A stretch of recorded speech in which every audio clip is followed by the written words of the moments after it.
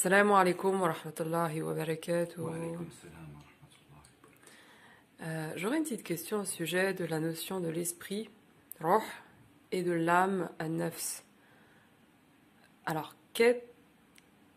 comment peut-on les distinguer, laquelle est mise en première et laquelle retourne à Dieu au moment de l'extraction de Selon la la révélation mort?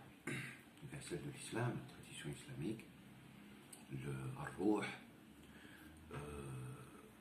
أعوذ بالله من الشيطان الرجيم بسم الله الرحمن الرحيم ويسألونك عن الروح قل الروح من أمر ربي وما أوتيتم من العلم إلا قليلا. En substance, concrètement, l'esprit relève du commandement de Dieu, du commandement du Seigneur. Donc, Rabb, Rububiyyah, l'enseigneurie, si vous voulez, en français. Qui est totalement distinct de nafs, l'âme. Un nafs qui viendrait de cette racine nun fa sin, qui exprime l'expire, ou le respire, si vous voulez. Le respire. Bismillah ar-Rahman ar-Rahim, Dieu nous dit wa khalaqnakum min nafsin wahida. Et on vous a créé, je vous ai créé d'une seule âme. Qu'est-ce que c'est cette âme? Oui, parce que la différence, donc la plupart des musulmanes, des musulmans confondent. En général, on n'a pas une notion, on a une notion très abstraite de ce qui relève de la ruh, de l'esprit, et de ce qui relève de l'âme. Pas seulement les musulmans, la majorité, même les grands penseurs, philosophes ou autres, confondent dramatiquement, si vous voulez, l'âme avec l'esprit. Sans rentrer dans les débats de la dialectique, si vous voulez. La question, alors dans la tradition, on en est loin de ces essais fallacieux d'expliquer l'esprit par l'âme, l'âme par l'esprit, ou d'expliquer ou d'étayer une certaine permutation entre les deux. Tout simplement, je disais que l'esprit lui-même, ar-ruh, relève du commandement divin, à l'instar d'un signe coranique dans Surat al-Isra, le voyage nocturne. Et l'âme, an-nafs, c'est une question de création. Wa khalaqnakum min nafsin wahida, et je vous ai créé d'une seule âme, et l'âme, c'est l'expire divin.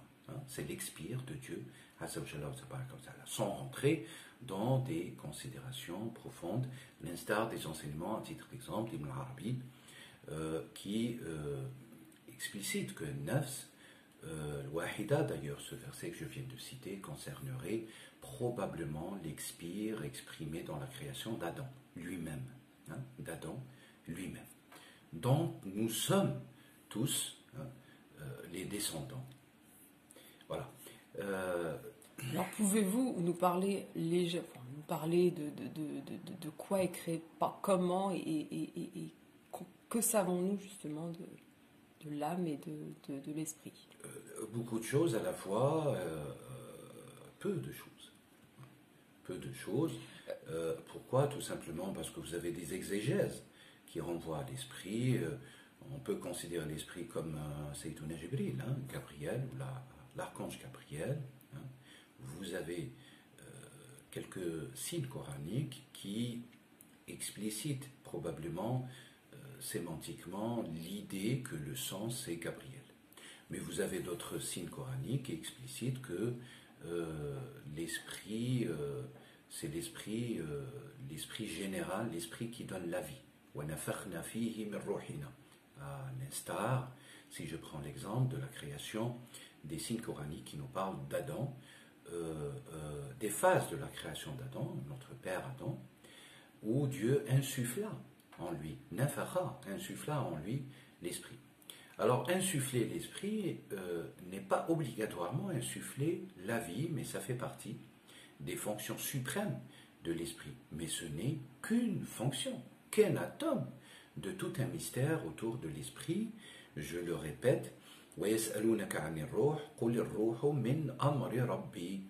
Elle relève de l'ordre avec un grand O, ou du commandement avec un grand C de mon Seigneur. Et on voit très très bien que c'est une question d'enseigneurie, Rububiyyah, et non pas une question de uluhiyya, d'unicité absolue. Et فرق شاسع بينهما. En rapport avec la nafs, qui l'expire, ou le respire. Nafasa yatanaffasu, c'est respirer, hein, dans la langue arabe. Et regardez, tout être humain est porteur. Hein. Sans la respiration, on perd la vie. Hein. On ne peut pas vivre. On doit respirer, hein, pour faire circuler tous les organismes, animer tous les organismes, insuffler tous les organismes par l'air à se maintenir dans la vie. C'est une considération médicale, naturelle, basique et universelle chez tous les êtres. Vous aviez dit justement que l'esprit appartenait à Dieu, qu'elle relevait exclusivement du mystère divin. Absolument, et de manière infinie, et la majorité, enfin il faut pas penser que les miracles, les mystères, le secret de l'esprit, il est infini, il est maintenu auprès de Dieu. Et de venir dire aujourd'hui que l'esprit c'est seulement Gabriel, l'esprit c'est seulement les anges, l'esprit c'est seulement le fait de pouvoir vivre sur terre, et quand on meurt par exemple c'est l'esprit qui quitte le corps, etc. Ce sont des qualifications ou des commentaires assez partiels, qui ne sont pas exhaustifs et qui sont extrêmement loin de la réalité profonde concernant ce mystère qu'est l'esprit.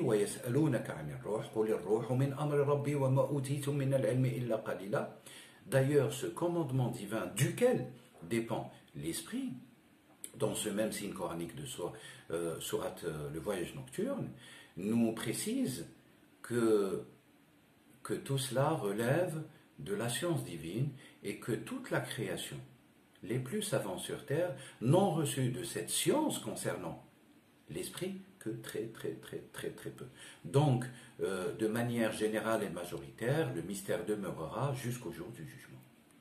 Pouvez-vous nous dire exactement, au moment de la mort, comment cela se passe, ou vers quelle destination donc l'âme s'oriente, et exactement et où exactement va du coup le corps de l'esprit? Alors vous avez bien sûr, des traditions nombreuses, mais vous avez une tradition à titre d'exemple à l'instar d'un grand rapporteur, Turjuma al-Qur'an, Ibn Abbas radiyallahu anhuma, qui nous cite d'ailleurs dans le récit du voyage nocturne, comment Sayyiduna Azra'il alayhi salam prend les âmes, reprend les âmes.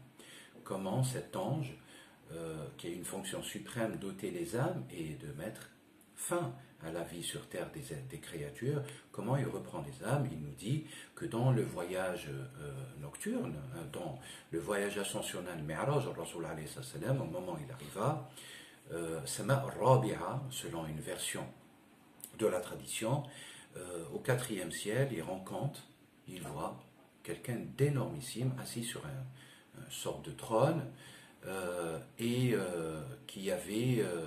le prophète sallam lui adresse le salam, hein, il lui adresse les salutations, il lui exprime salutations, que cet ange, cette créature ne répond pas au prophète Mohammed. Vous imaginez quelle offense, hein, quel irrespect, je dirais, divin le manifeste à ce moment-là. À ce moment-là, Jibril, qui accompagnait l'ange, l'archange Gabriel, qui était le guide dans cette ascension céleste du prophète jusqu'à la présence divine,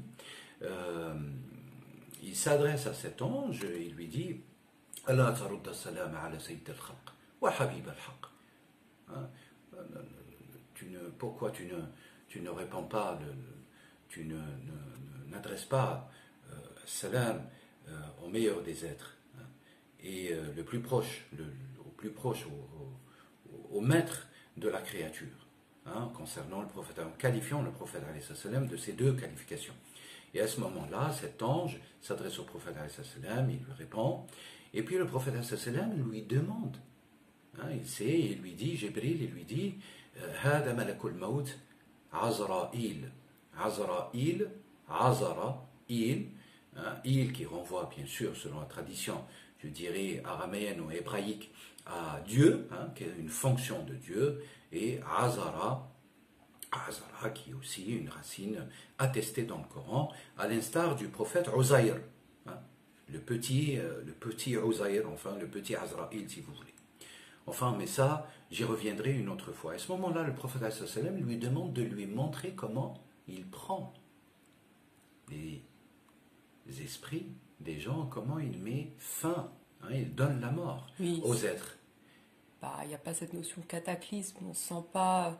On sait une seule chose, c'est qu'on a extrêmement besoin de notre Créateur au moment où on est appelé à mourir, à l'article de la mort, au moment où les émissaires viennent récupérer, recueillir. Justement, ces émissaires sont commandés, hein, sont sous l'autorité de Azraïl, cet ange de la mort. Et qu'est-ce qu'il dit? Alors, je saute toute une partie pour être beaucoup plus rapide. Il dit au prophète, alayhi salam, le prophète nous cite, il dit, Ra'aytu alayhi alaf al-malaika, il avait des milliers d'anges qui montaient sur ses épaules, autour de ce. À sa droite, il y avait un tableau, à sa gauche, il y avait un arbre, et cet arbre est porteur de feuilles. Sur chaque feuille, il y a le nom d'un être existencié sur Terre. Et sur le tableau, il y a le nom de la personne, de la personne. Et il dit, cet ange de la mort exprime, enfin dévoile un petit peu ce processus mystérieux de la mise à mort, si vous voulez, sur Terre. Il dit, quand quelqu'un sa vie arrive à terme, je vois son nom qui se noircit sur le tableau. Et je vois sa feuille faner. Elle se fane, et la feuille sur l'arbre se fane. Je lui envoie 40 anges qui vont pouvoir s'occuper de son cas.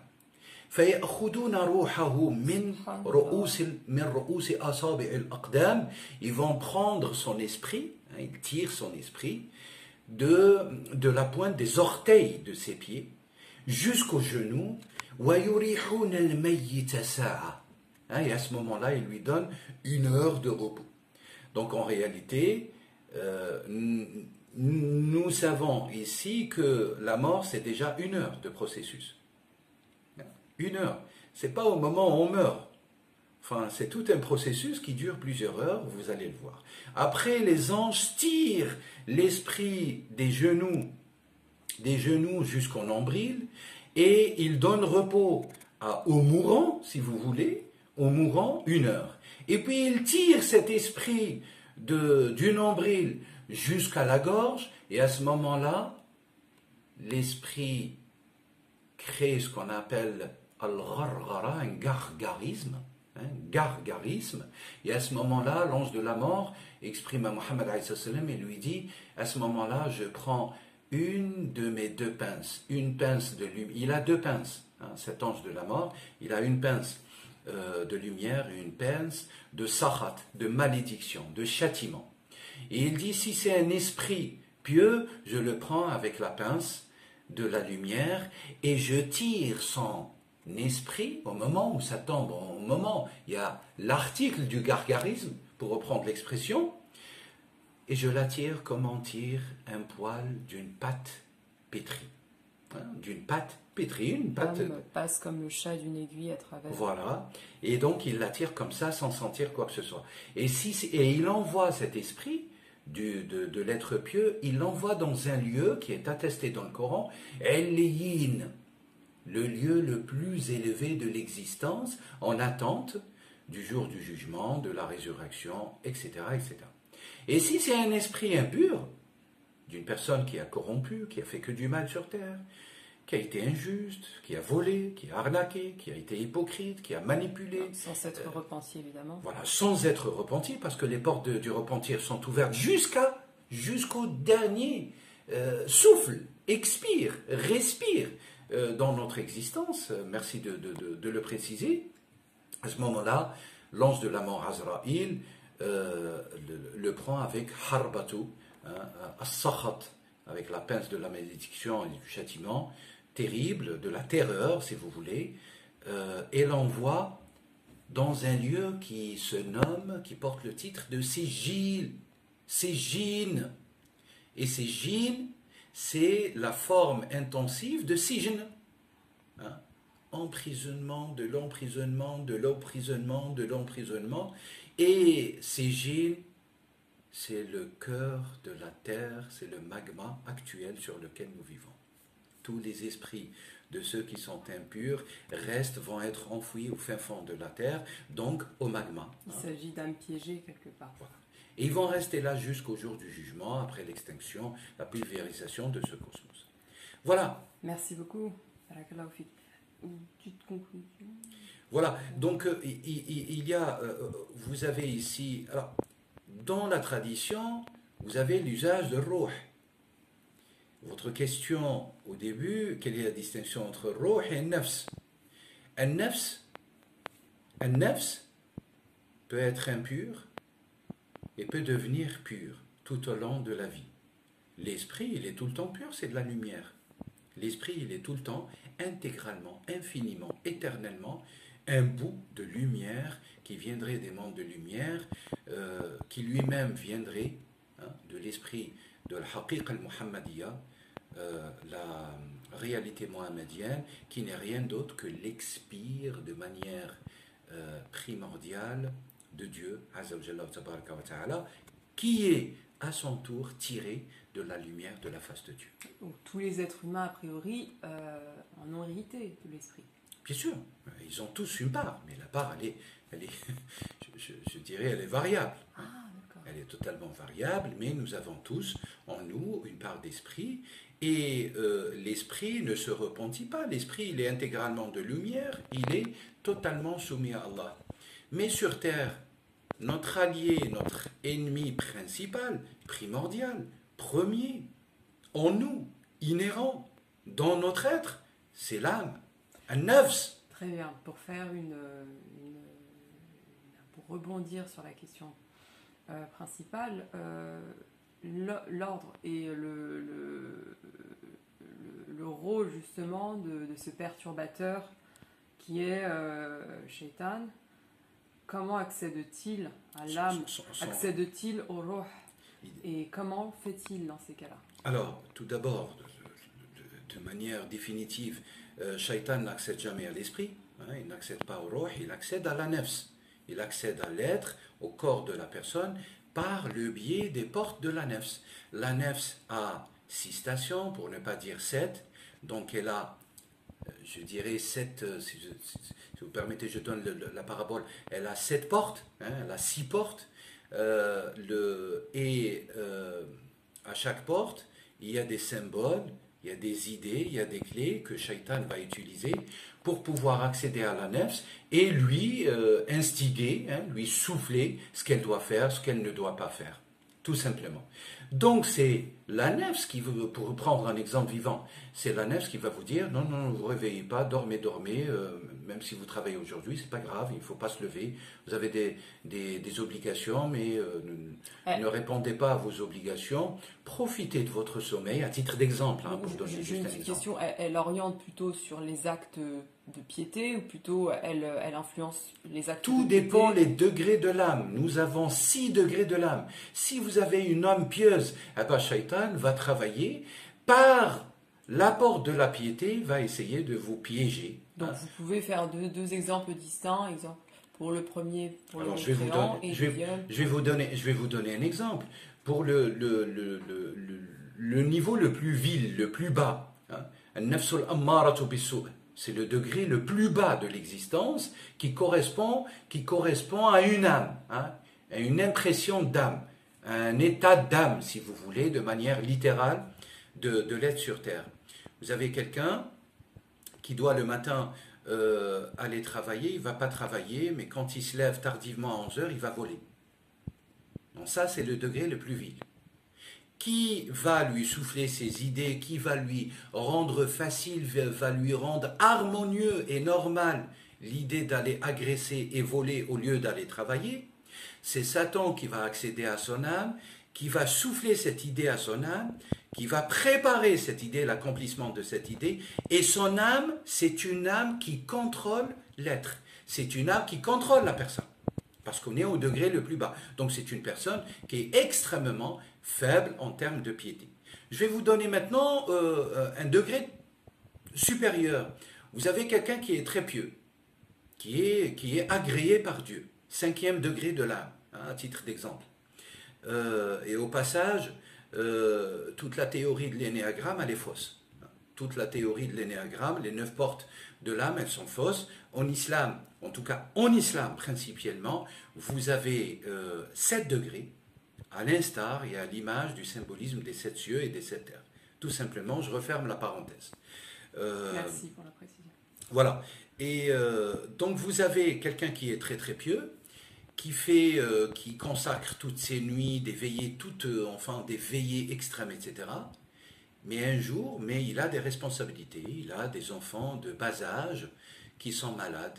Alors il va préférer, les shaitans va lui souffler l'idée qu'il devrait faire beaucoup plus dans la consécration de ses veillées spirituelles, si vous voulez, ses consécrations des prières surérogatoires, au lieu de s'occuper de sa fille, sa petite fille de 3 ans qui est malade, de la ramener. Enfin voilà, on a aussi ces pièges, hein, et tout est cheminement, et peut-être pour pouvoir en finir, Cheikh Al-Akbar Muhyiddin Al-Arabi, maître spirituel, héritier, un des plus grands savants de la tradition musulmane, à mes yeux, nous dit que l'être humain, tous les êtres, tout le cosmos est voyageur, nous sommes tous des voyageurs, et c'est pour cela que vous pouvez occuper un rang très très élevé à tout moment pour telle ou telle épreuve, qu'entre telle ou telle épreuve, vous échouez, vous retombez dans un degré inférieur. Donc on n'est pas à l'abri, ne sera à l'abri que celui qui est dans cet accrochement, enfin si vous voulez, celui qui s'accroche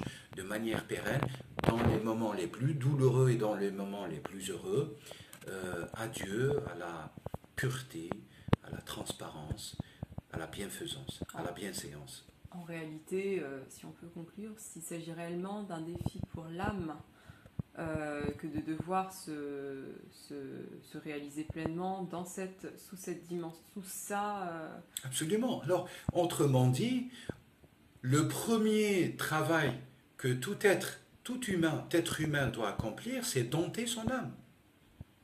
C'est ce qu'on appelle ilm al-ihsan. On nous demande finalement pas autre chose que cela. Absolument. Nous n'avons aucun pouvoir sur l'esprit. Absolument, absolument. Et c'est par cela, rappelez-vous, dans la biographie, dans la vie sainte du prophète Mohammed au moment de la conquête de la Mecque, les compagnons sont venus lui dire, alors conquête de la Mecque pacifique, avec 123 000, 114 000, peu importe le chiffre, enfin historique des compagnons qui l'accompagnaient, conquête pacifique. Les compagnons sont venus interroger le prophète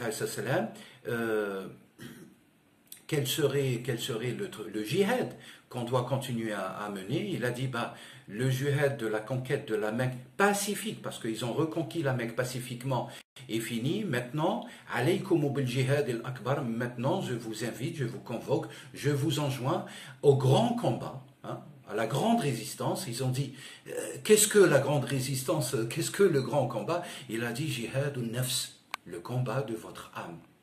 Et le prophète alayhi salam ne demeurera pas plus longtemps que cela. Il retrouva son Seigneur, donc il décéda, et par conséquent, la consigne finale de l'enseignement du prophète alayhi salam, c'est le combat de l'âme. Nous avons un combat à mener contre notre âme, qui est l'émissaire extraordinaire, à la fois ennemi et ami avec nous, sur cette terre.